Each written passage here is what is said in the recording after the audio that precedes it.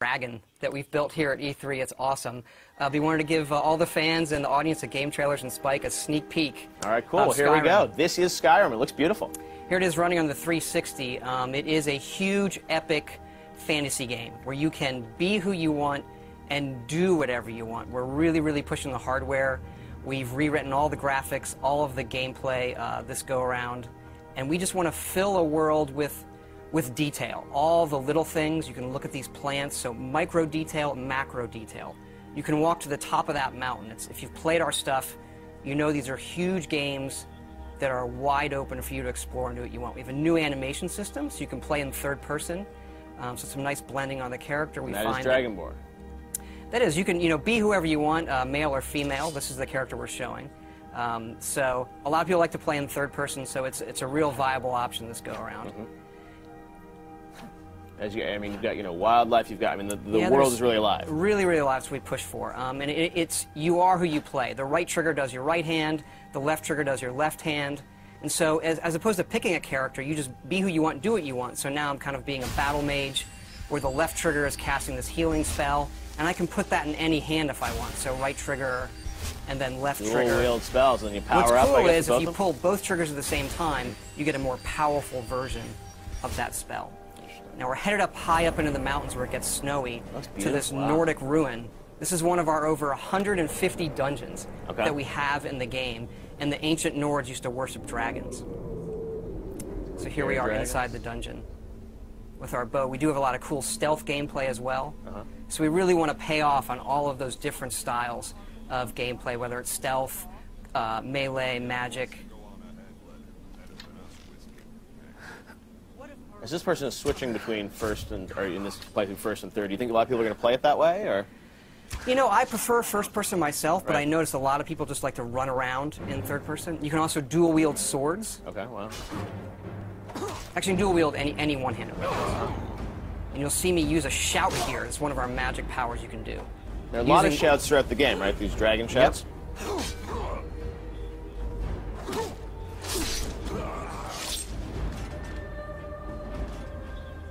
And up here we're seeing the undead, the Draugr, who live in this Nordic ruin. Using a flame spell in my left hand, sword in my right. And then another shout power.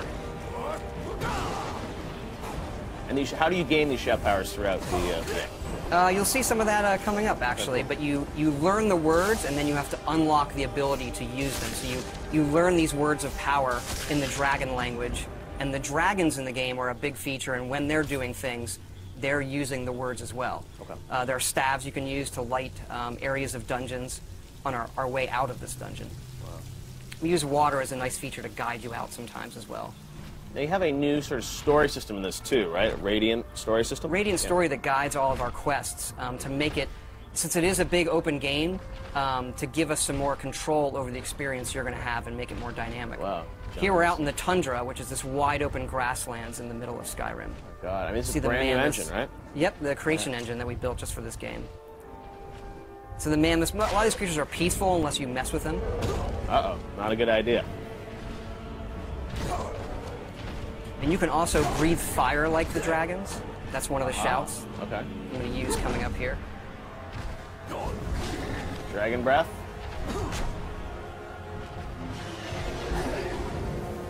Aha. And dragons can attack anything. They're dynamic creatures. We don't script them. So when we're playing the game, we don't know what they're going to do. Often they are these big boss fights that are dynamic and interesting in ways that we've never experienced in a game before. Now, I read a rumor online this week that the game is over 300 hours, or you can spend at least 300 hours in the game. There is at least 300 hours in it. We kind of have stopped counting. There's so much stuff in this game. Oh, and here's a battle with the non-friendly dragon. Kind of getting some help from the guards of this tower here. And then when they die, you absorb their souls, and this allows you to unlock words of power, shouts that you've learned, and power them up. And then we also have fights in the game in times where there are multiple dragons. So here comes another one up there, a frost dragon. They're even more powerful than the dragon that I just defeated with the help of the guards. And what's cool about this game is, dragons are not just going to come into the, the final 10% of the game. I mean, you're going to see them throughout the game, right? They are creatures like any other, and you see them not from the initial get-go, but you see them throughout the game, yes. I was reading your character sort of starts this game. You're on your way to your execution. Is that true? You are being led to your execution. This is another shout there, Storm Call.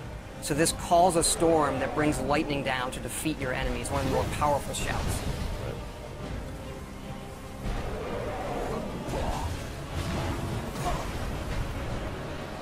And then once the dragons get hurt enough, they can't fly, and they'll either land or they'll crash.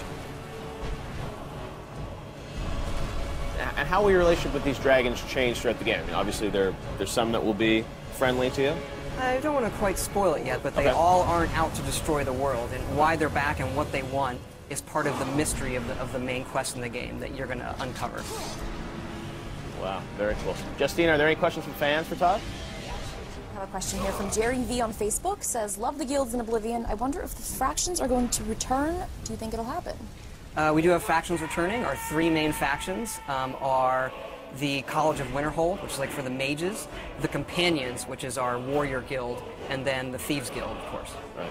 Very cool. And there's the beautiful Skyrim logo, and the date we know is going to be 11/11/11, which is coming out in November. Very cool. Justine, any more questions? Let's see, Player22 on Twitter says, loving the new engine. Can't wait to see more. Curious with how many environments they will have in Skyrim. There's a lot. It's another thing where we stopped counting. I mean, we have 7 major different regions in the game. You've seen some of that where we get into snowy mountains and pine forests and fall forests, that open tundra, lots of different dungeon types. I mean, we go at this each time trying to make the biggest, craziest role-playing game we possibly can and let people just do whatever they want. Awesome. Well, Todd, thank you so much for coming by. We cannot wait to see more of Skyrim. It's definitely